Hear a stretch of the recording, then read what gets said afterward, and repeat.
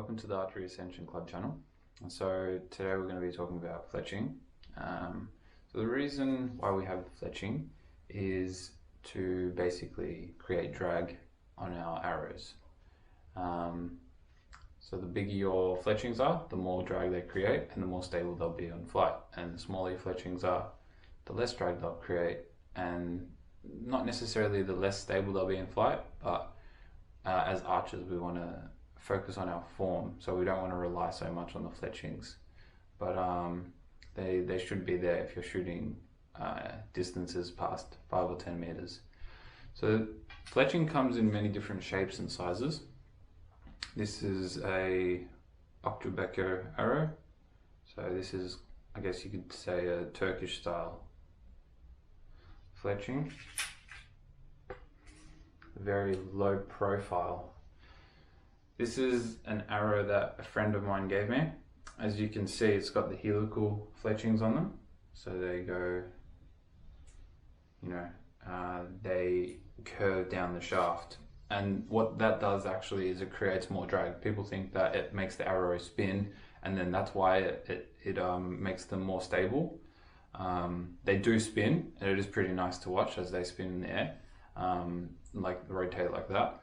But that's not why they create. That's not why they're more stable. They're more stable because they just create more drag. But they are very stable arrows for beginners or for hunters. As that's what you could use helical fletching for. Here's another type of fletching.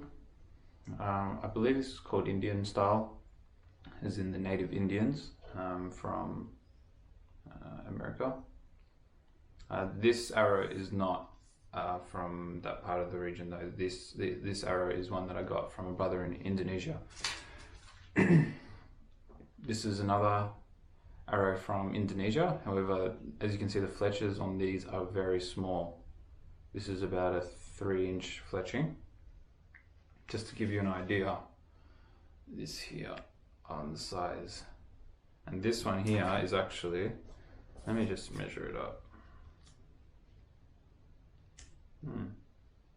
So this one is probably about a 5.5 inch, because this is a 5-inch feather here. Here's another helical. That's called a barred feather, parabolic. This shape you see very common. This is called a parabolic fletching. And then here you got another Turkish style fletching. So it's very common to see in the Turkish style of fletching that they have very low profile fletchings. Everything that they did was all about stealth, I guess you could call it. The arrows were light, the arrows were thin in comparison to other, archery areas in the world. The bows were light, they were fast, they were efficient. Everything about the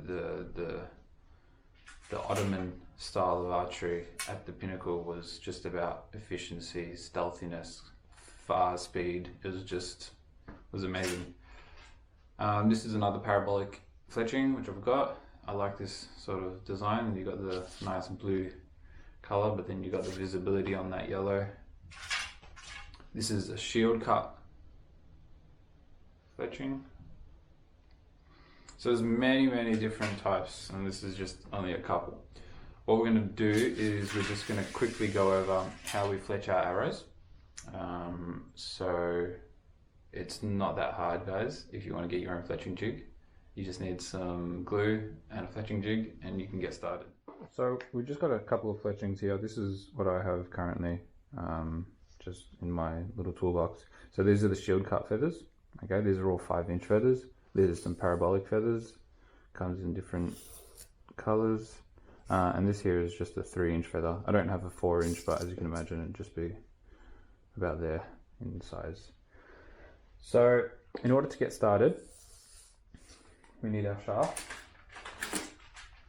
So we'll be fletching a power flight today. We need a fletching jig. this here is a bits and burger. So this is pretty much the gold standard in fletching jigs. You know, people just get these when they want something that they know is reliable, has good reputation. They're about $200, so they're not cheap either though. So that's a consideration. Let's, I don't know if you can see that. Cool. So the first thing we do is we clean our Aeroshaft because they do come from the factory dirty. I just like to use nail polish remover, which is just acetone. The reason why I'm using acetone is because of the glue that I'm using. It's so you can see the dirt from the shaft there. Whoops. So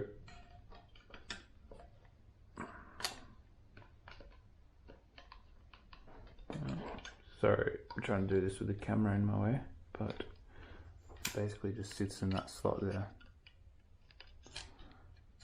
Okay, and then this will rotate 120 degrees. You can actually set it to do different degrees, but that's what we've got it on now. 3 arrows at 120 degrees apart. Okay, so this is the glue that I'm using currently. There's many types of fletching glues you can use. You don't have to use this one, but as you can see, it says 30%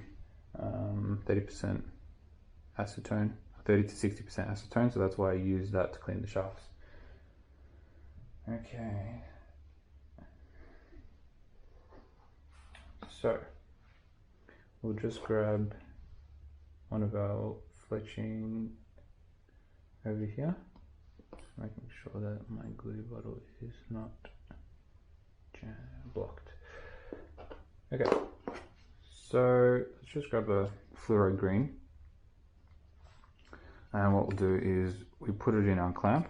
Okay, clamps obviously spring loaded, and you just set it wherever you want to set it on the clamp. If you want it further up or further down, having it further down it has more leverage on the shaft in creating that drag. So that's why you see again with the the Ottoman archers, they have their fletchings all the way down to the knock, even over the knock sometimes, and that's again because it creates more. It's the most efficient way for those fletches to be mounted on the shaft. I personally like to have my arrow just sticking out just a couple of mil past the bottom. That's what I've been doing most of the time. Got a bit of a leak here. And then we'll just run a nice bead of glue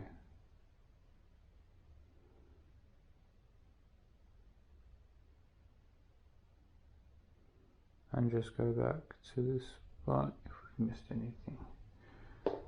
Okay, and then we make sure.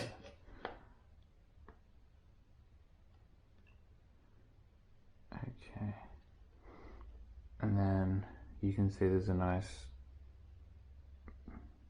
bit of glue coming out of the fletching, and we make sure that there's no gaps, especially in the tips of the tips, because that's where they're most vulnerable to unpeeling. But this is looking good. I've probably put a bit too much glue on this one, but I guess it'll just mean it's very strong. So after you do that, you wait, just depending on which glue you use. Here's one that I've already done a little bit earlier. So you'll push the clamp up, and you won't pull. You basically, because the back of this clamp is stuck on with the magnet. So all I do is I just lift this part of the clamp up.